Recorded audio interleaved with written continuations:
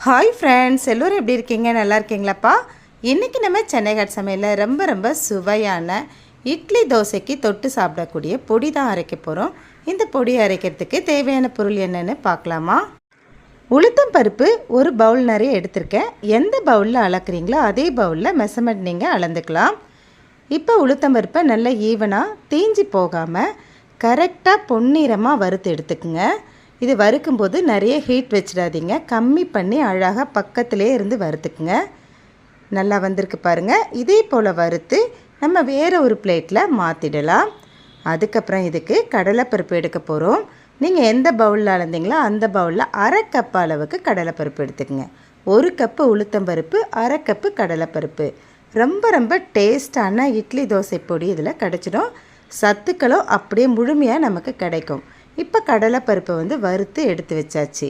அதுக்கப்புறம் உடச்ச கடலை அதை கொஞ்சமானா 1/4 கப்பு கூட நீங்கள் எடுத்துக்கலாம். 1/4 கப்புக்கும் கொஞ்சம் குறைவாகவே நான் எடுத்திருக்கேன். இது டேஸ்ட் அதிகப்படுத்தும். எப்போவுமே நம்ம இட்லி தோசைக்கு பொடி அரைச்சா குழந்தைங்க அதை சாப்பிடவே மாட்டாங்க. ஏன் சாப்பிட மாட்டாங்கன்னா, அதை பார்க்கும்போதே ஒரு மாதிரி கலராக இருக்கும், காரமாக இருக்கும் அப்படின்னு சொல்லிட்டு தொடக்கூட மாட்டாங்க.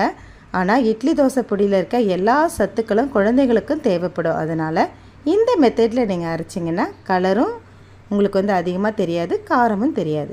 1/2 ஸ்பூன் சீரகமும் 10 மிளகாயும் வறுத்து அதில் நான் சேர்த்துருக்கேன்.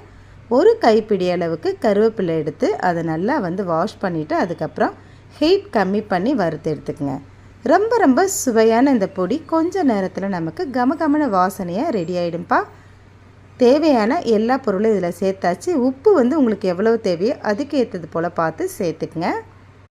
கட்டி பெருங்காயம் இருந்தால் வறுத்துட்டு சேர்த்துக்குங்க, இல்லை தூள் பெருங்காயம் இருந்தால் 1/2 ஸ்பூன் சேர்த்துக்குங்க. எல்லாத்தையும் சேர்த்து அரைச்சிடுங்க. நான் அரைச்சிட்டேன். உப்பு கொஞ்சம் கம்மியாக இருந்தது, அதனால் கொஞ்சம் நான் சேர்த்து கலந்து விடுறேன். ரொம்ப சுவையான சத்தான நார் சத்துக்கள் அதிகமாக இருக்குது இதில் பருப்பெல்லாம் நம்ம சேர்த்துருக்கோம், பெருங்காயம் சேர்த்துருக்கோம். ரொம்ப டேஸ்டான இட்லி தோசை பொடி ரெடி ஆயிடுச்சு ஃப்ரெண்ட்ஸ். நல்லா ஆறுனதுக்கப்புறம் இதை ஸ்டோர் பண்ணி வச்சுக்கலாம். ஒரு 5-6 மாதத்துக்கு கெட்டு போகாமல் இருக்கும். இதுக்காகவே ஸ்பெஷலாக 1 ஸ்பூன் போட்டுருங்க. கைப்படாமல் இதை பார்த்துக்குங்க. ரொம்ப டேஸ்டான இட்லி தோசை பொடி நம்ம வீட்டில் இருக்க சின்ன குழந்தைங்களுக்கு கூட பயப்படாமல் சாப்பிட்ற வண்ணமாக செஞ்சுருக்கோம்.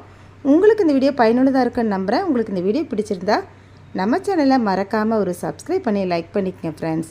நம்ம சேனலை ஏற்கனவே நீங்கள் சப்ஸ்கிரைப் பண்ணியிருந்தீங்கன்னா ரொம்ப நன்றி. மறக்காமல் லைக் பண்ணிவிடுங்க ஃப்ரெண்ட்ஸ். இந்த இட்லி பொடி இன்னும் கொஞ்சம் கலராக வேணும்னு நீங்கள் நினச்சிங்கன்னா காஷ்மீரி மிளகாய் சேர்த்துக்குங்க. நான் சாதா மிளகாய் தான் சேர்த்துருக்கேன். தேங்க்ஸ் ஃபார் வாட்சிங்.